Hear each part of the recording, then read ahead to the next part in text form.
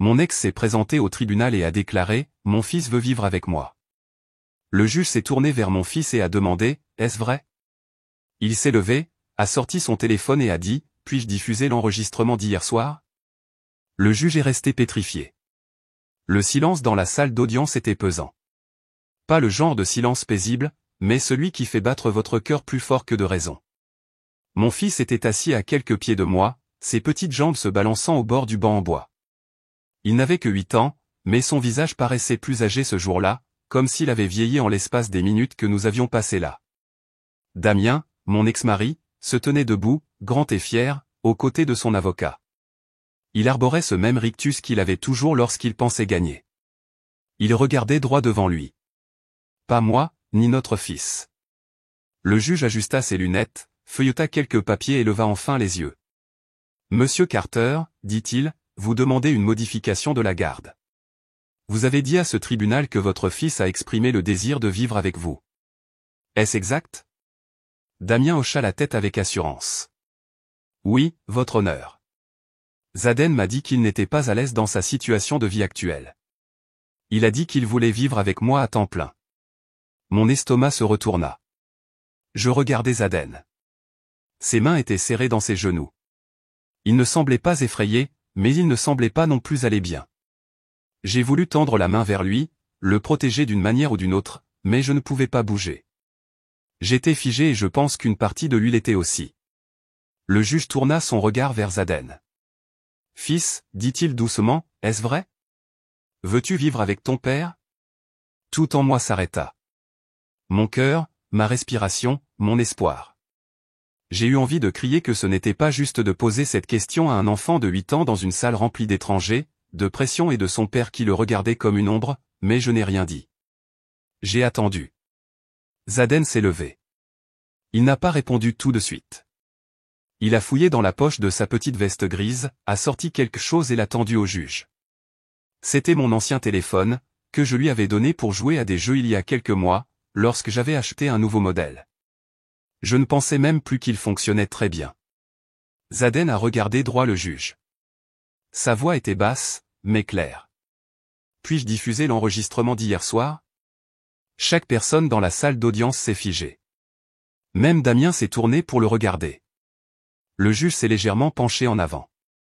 Enregistrement? Zaden a hoché la tête. Oui, monsieur. De mon père, hier soir. Le huissier s'est avancé et le juge a fait signe à Zaden de lui remettre le téléphone.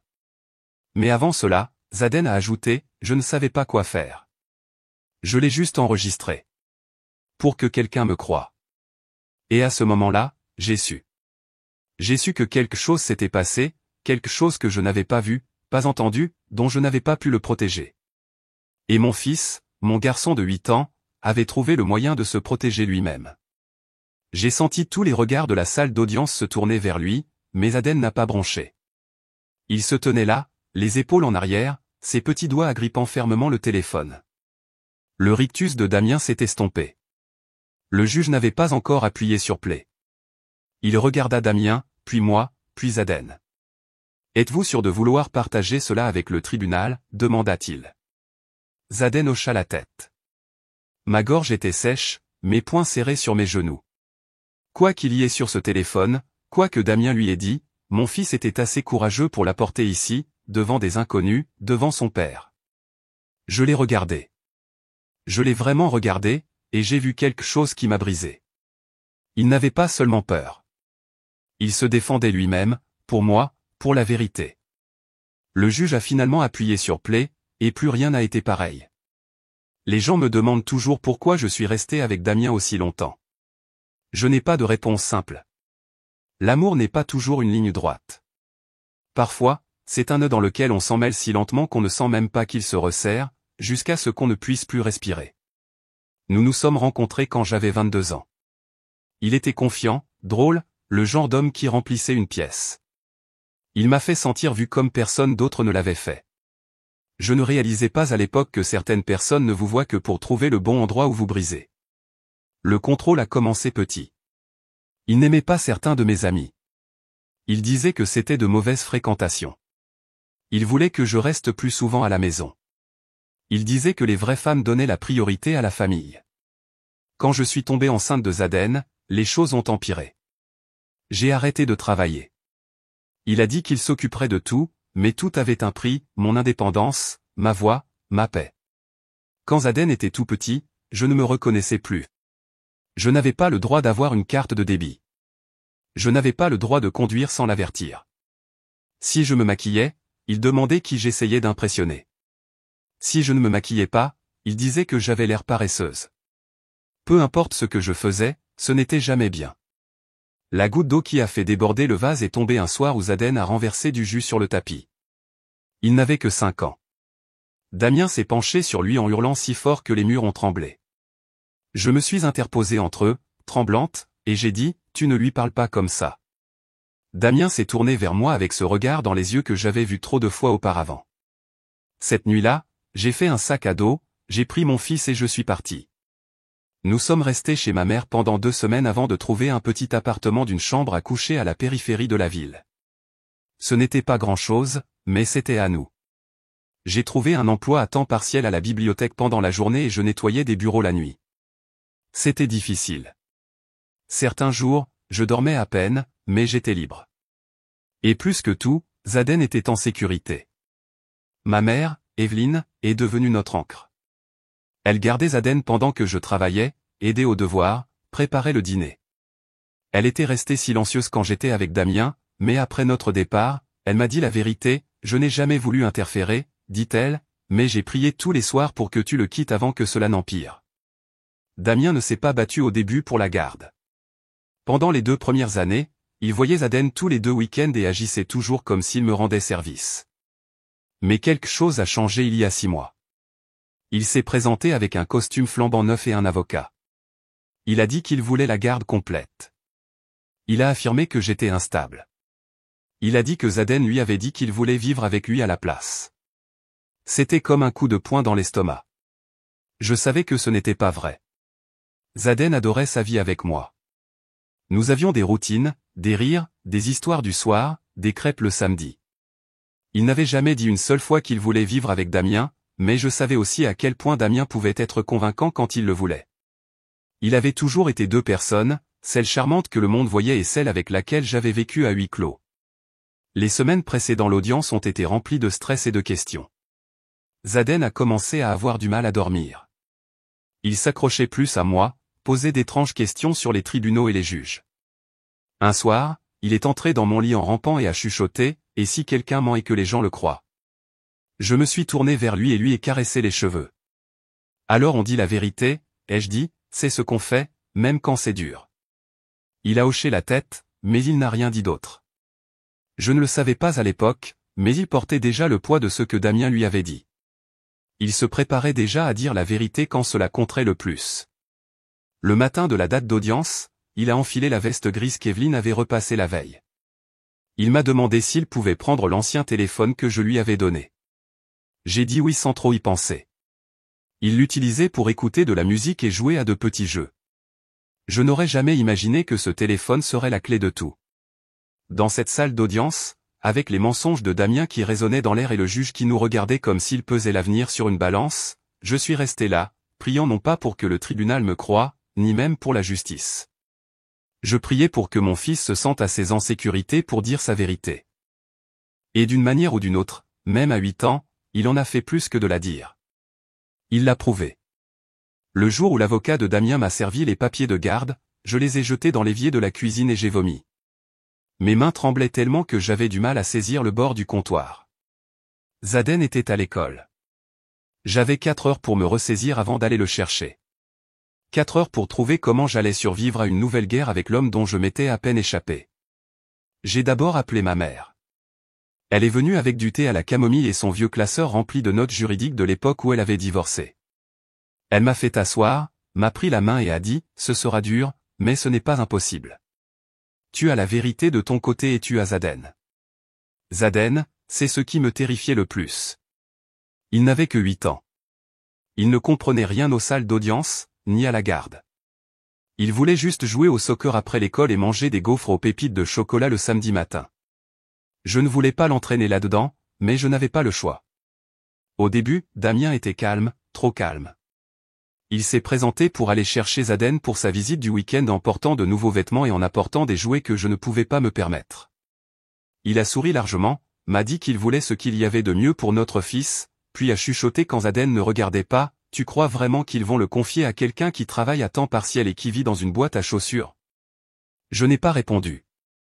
J'ai fermé la porte et je me suis assise sur le canapé pendant 2 heures, à regarder la porte d'entrée comme si elle ne pourrait peut-être plus s'ouvrir. Mais elle s'est ouverte.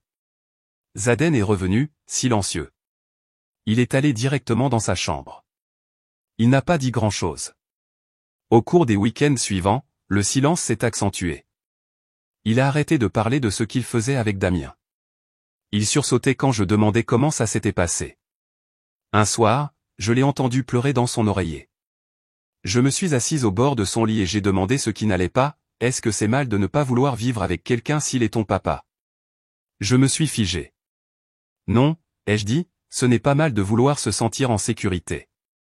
Il s'est retourné et m'a regardé. Et s'il se met en colère si je dis ça? J'ai voulu lui dire de ne pas s'inquiéter, que le juge écouterait, que tout irait bien. Mais je ne pouvais pas lui mentir. Je lui ai juste tenu la main et j'ai dit, quoi qu'il arrive, je ne cesserai jamais de me battre pour toi. 2 semaines avant l'audience, Zaden a commencé à poser des questions. Que faisait un juge? Qui pouvait parler? Devrait-il parler? Je lui ai expliqué aussi gentiment que possible, en lui disant que le juge voulait juste comprendre ce qui était le mieux pour lui. Il a hoché la tête comme s'il comprenait, mais il avait peur. Je pouvais le voir dans ses yeux. Puis vint la dernière visite du week-end avant le tribunal. Damien est arrivé dans son SUV trop tôt, comme s'il voulait nous prendre au dépourvu. Zaden ne voulait pas y aller. Il s'est accroché à moi et a dit qu'il avait mal au ventre. J'ai failli le garder à la maison, mais Damien se tenait là, sur le porche, les bras croisés, à me fixer comme s'il m'avait mis au défi de dire non. Zaden est sorti lentement. J'ai regardé de la fenêtre. Il ne savait pas que je pouvais les voir. Damien s'est penché, son visage à quelques centimètres de celui de Zaden, et a parlé à voix basse et rapide. Zaden n'a pas dit un mot. Il est simplement monté dans la voiture. Quand il est revenu dimanche soir, il n'était plus le même. Il était silencieux, renfermé, trop calme pour un enfant de 8 ans. Il n'a pas dîné. Il s'est simplement assis par terre dans le salon, à jouer avec ce vieux téléphone que je lui avais donné. Je lui ai demandé si tout allait bien. Il a hoché la tête, a dit qu'il était fatigué et est allé se coucher tôt. C'était la nuit avant l'audience. Je n'ai pas dormi.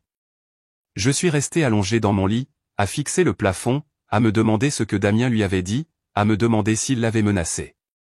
Je n'avais aucune preuve, juste un sentiment de malaise que je n'arrivais pas à secouer. Le lendemain matin, Zaden a mis sa veste et a demandé le téléphone. Je lui ai demandé pourquoi. Il a haussé les épaules et a dit, « Je voudrais peut-être écouter de la musique. » Nous avons conduit jusqu'au palais de justice en silence. Mes mains étaient crispées sur le volant. Zaden était assis à l'arrière, regardant par la fenêtre. Je l'ai regardé dans le rétroviseur de temps en temps pour m'assurer qu'il allait bien. Il n'a pas dit grand-chose, mais il n'avait plus peur. Quand nous sommes entrés dans la salle d'audience, Damien était déjà assis avec son avocat. Il s'est tourné et m'a souri comme si nous étions de vieux amis. Mon estomac s'est noué. Le juge est entré. Le huissier a appelé la salle à l'ordre. Des papiers ont été remués. Des avocats ont murmuré. Et puis Damien s'est levé et l'a dit, « Zaden m'a dit qu'il voulait vivre avec moi. Il a dit qu'il ne se sentait pas en sécurité avec sa mère. » J'ai cessé de respirer. Mes mains se sont serrées en poing sur mes genoux. Je n'ai pas osé regarder Zaden. Puis le juge s'est tourné vers mon fils et lui a demandé, « Est-ce vrai ?» Zaden s'est levé lentement, silencieusement. Il a fouillé dans la poche de sa veste, a sorti ce vieux téléphone et l'a tendu. « Puis-je diffuser l'enregistrement d'hier soir ?» Le juge a regardé Zaden, pris au dépourvu par la demande, il a légèrement incliné la tête en baissant ses lunettes de lecture pour voir le téléphone dans la petite main de Zaden. « Qu'est-ce que cet enregistrement, fils ?» a-t-il demandé. Zaden n'a pas bégayé. Sa voix n'était pas forte, mais elle était ferme. « C'est d'hier soir. Mon père a dit quelque chose et je ne savais pas si quelqu'un me croirait, alors je l'ai enregistré. » La salle d'audience était silencieuse. Même Damien a cessé de chuchoter à son avocat. Il s'est penché en avant, fixant le téléphone comme s'il l'avait trahi. Le juge a fait un petit signe de tête. Apportez le téléphone ici. Zaden a traversé la pièce sans regarder personne. Le bruit de ses baskets qui frottaient le sol a résonné sur les murs. Il a posé le téléphone doucement sur le bureau du juge, puis est retourné s'asseoir à côté de moi. Ses épaules étaient tendues et ses yeux ne quittaient pas le sol. J'ai tendu la main, en posant légèrement ma main sur la sienne. Il n'a pas levé les yeux, mais il a serré mes doigts. Le juge a appuyé sur play. Il y a eu des grésillements au début. Puis la voix de Damien, forte et froide, a rempli la pièce. Si tu ne dis pas que tu veux vivre avec moi, je jure que je ferai en sorte que ta mère disparaisse. Tu comprends? La voix de Zaden a suivi, tremblante mais claire. Mais je veux rester avec maman. Damien a répondu sèchement, ce n'est pas ton choix. Tu n'es qu'un gamin. Dis ce que je t'ai dit, ou les choses vont empirer pour elle. La salle d'audience a semblé basculer sur le côté. Il y a eu un bruit dans la galerie, un halètement, peut-être plus d'un. L'avocat de Damien s'est tourné vers lui, les yeux écarquillés. Le visage de Damien est devenu rigide, sa bouche légèrement ouverte comme s'il n'arrivait pas à croire ce qu'il venait d'entendre.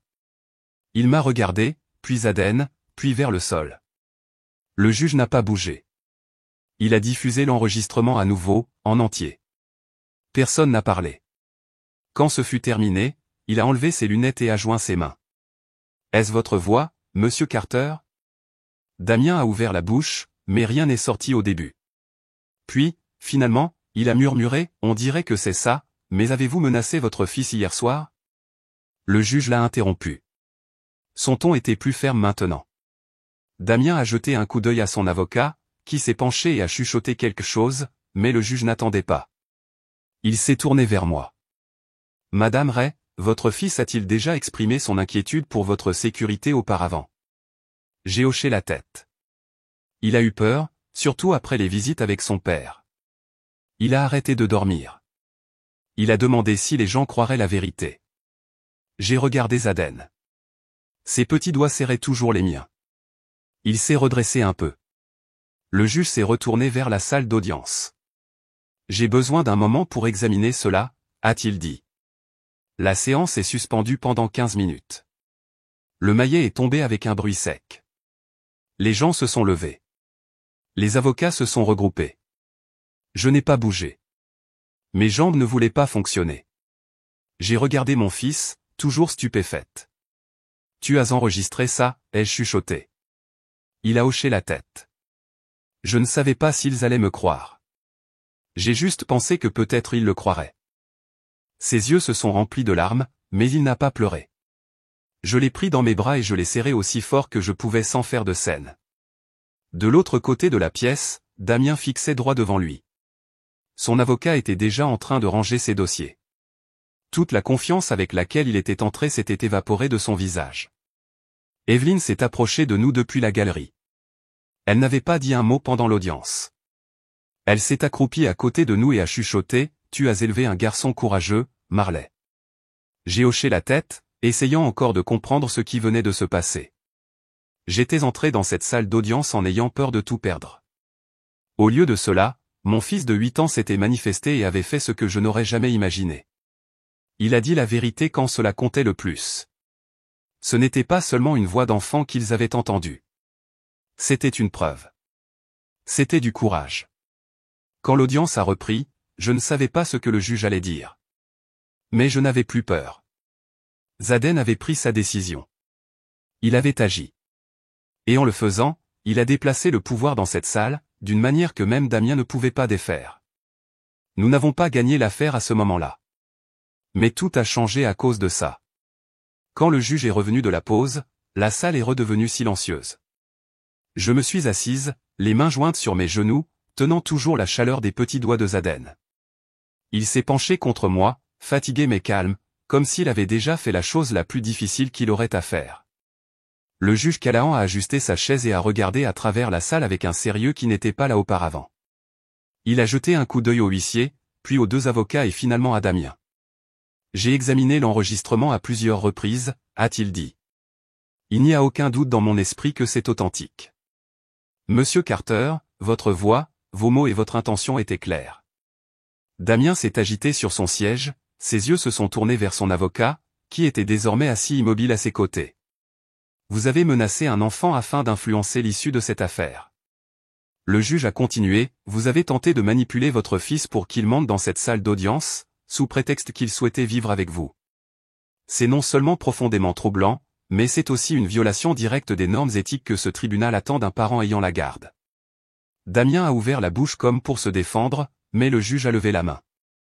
Vous ne parlerez plus dans cette salle d'audience à moins que je ne vous pose directement une question. Comprenez-vous? Damien a hoché la tête, la mâchoire serrée. Le juge s'est tourné vers Zaden. Jeune homme, a-t-il dit, en adoucissant sa voix, ce que tu as fait aujourd'hui a demandé beaucoup de courage. Une salle d'audience peut être un endroit effrayant pour n'importe qui, et encore moins pour un enfant de ton âge. Mais tu as dit la vérité. Tu as aidé ce tribunal à voir ce qui se passait réellement. Et je veux que tu saches que je t'ai entendu. Zaden n'a pas répondu avec des mots. Il a simplement hoché la tête une fois, les yeux écarquillés. Je l'ai regardé et lui ai serré la main à nouveau. Il n'a pas lâché. Le juge s'est retourné vers les avocats. Compte tenu des preuves présentées aujourd'hui, je refuse la demande de Monsieur Carter de garde complète. Avec effet immédiat, tous les droits de visite sont suspendus en attendant un examen formel. Monsieur Carter sera tenu de subir une évaluation psychologique et un programme d'éducation parentale avant que toute visite supervisée future ne soit envisagée. Damien a expiré bruyamment et s'est penché en arrière sur sa chaise. Son visage était vidé de toute couleur. Le juge a continué, s'adressant ensuite à mon avocat. Madame Ray a démontré qu'elle a fourni un environnement stable et favorable à son fils et, à la lumière de la révélation d'aujourd'hui, je ne vois aucune raison de perturber cela. La garde complète, juridique et physique, reste à la mère. Cette décision est définitive jusqu'à nouvel examen, et tout contact futur entre Monsieur Carter et le mineur se fera à la discrétion de ce tribunal. J'ai senti ma poitrine se soulever avec un souffle que je n'avais pas réalisé que je retenais. Ce n'était pas seulement du soulagement. C'était de la justice. Pour la première fois depuis des années, quelqu'un avait vu à travers les mensonges de Damien sans que je doive me défendre jusqu'à l'épuisement. Et la personne qui a rendu cela possible était assise juste à côté de moi, tenant toujours ma main. Le juge s'est levé et a frappé le maillet. L'audience est levée. Les gens ont commencé à bouger. Les avocats ont fait leurs valises. Le huissier s'est avancé, mais je n'arrivais pas à bouger. Je me suis tourné vers Zaden et lui ai pris le visage entre mes mains. « Tu as été si courageux », ai-je chuchoté. « Je suis fier de toi. Tu n'étais pas obligé de faire ça, mais tu l'as fait. » Il m'a regardé, les yeux clignotant d'émotion qu'il n'avait pas encore lâchées. « Je voulais juste qu'il sache la vérité », a-t-il dit. « Je ne voulais pas que tu sois blessé. » Mon cœur s'est brisé et a guéri en une seconde. Je l'ai pris dans mes bras et je l'ai serré aussi fort que je pouvais sans faire de scène. De l'autre côté de la pièce, Damien regardait droit devant lui, l'expression vide. Il n'a pas dit un mot. Zaden ne l'a pas regardé. Il n'en avait pas besoin. Evelyne nous a rencontrés dans le couloir. Elle a ouvert les bras en grand et Zaden a couru vers elle. Elle l'a enlacée d'une étreinte si pleine d'amour que j'ai cru qu'elle allait nous soulever tous les trois du sol. Nous sommes sortis ensemble du palais de justice. La lumière du soleil a frappé nos visages alors que nous sortions sur le trottoir. Zaden m'a regardé et j'ai revu le garçon que je connaissais à nouveau.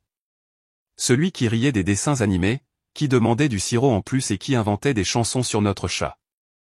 La peur avait disparu. Ce fut le jour où tout a changé. Non pas parce que le tribunal a statué en ma faveur, mais parce que mon fils a trouvé sa voie et l'a utilisée quand cela comptait le plus. Le trajet jusqu'à la maison a été silencieux. Zaden était assis sur la banquette arrière, fixant le paysage, sa ceinture bien serrée sur sa poitrine. Je l'ai regardé dans le rétroviseur toutes les quelques minutes juste pour m'assurer qu'il allait bien. Il n'a pas dit grand-chose, mais il n'avait plus peur. Ses épaules étaient détendues. Ses petites mains étaient calmement croisées sur ses genoux. C'était tout ce que j'avais besoin de voir. Quand nous sommes rentrés à la maison, Evelyne avait déjà réchauffé une marmite de soupe au poulet. Elle n'a rien dit quand nous sommes entrés.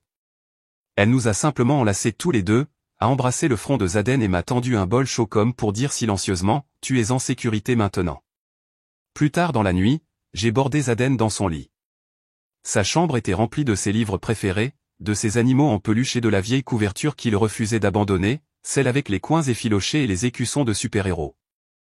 Il s'est glissé sous les couvertures et m'a regardé. « Est-ce que j'ai des ennuis ?» a-t-il demandé.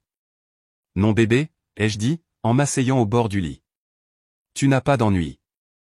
Tu as dit la vérité, et ce n'est jamais mal. » Il a hésité, puis a chuchoté, « Papa sera-t-il fâché ?» Je ne me suis pas empressé de répondre. J'ai regardé son visage, encore si jeune mais façonné par quelque chose qu'aucun enfant n'aurait dû avoir apporté. Je lui ai brossé les cheveux en arrière et j'ai dit, « Il le sera peut-être, mais ce qu'il a fait était mal. Ce que tu as fait était bien, et être fâché contre la vérité ne la rend pas moins vraie. » Il a hoché la tête lentement et s'est retourné sur le côté. Je suis resté avec lui jusqu'à ce qu'il s'endorme. J'ai regardé sa poitrine se soulever et s'abaisser, régulière et paisible.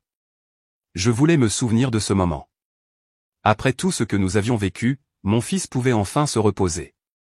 Dans les semaines qui ont suivi, Damien a essayé de me joindre. Son avocat a appelé 2 fois. Les 2 fois, je les ai renvoyés à l'ordonnance du tribunal et j'ai raccroché. Je n'avais plus peur de lui. La peur avait été remplacée par quelque chose de plus fort. La résolution. Zaden a commencé à sourire plus souvent. Il a demandé à refaire du vélo.